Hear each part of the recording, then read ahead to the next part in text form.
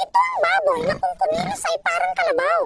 At siya ang bida sa ating kwento ngayon. Dahil sa hirap ng buhay at walang pambili ng kalabaw, ay naisip ni ate na gawing katuwang ang kanyang alagang baboy sa pang-araw-araw na gawain. Ang mas kahanga-hanga pa, naiintindihan nito at sinusunod ang utos ng amo. Kaya nitong mag-araro sa bukid at magkarga ng gamit para sa pamilya gaya ng ginagawa ng isang kalabaw. Tapat itong sumusunod sa amo na parang isang maamong aso. Mabigat man o magaan ang gawaing bahay, lahat nagawa na nito. Mula pagkasilang, ito na ang kasakasama ng pamilya. Kapag nagtatrabaho, tumatakbo ito ng masigla na para bang masaya lang siyang makatulong. Ang cute niyang tingnan, di ba?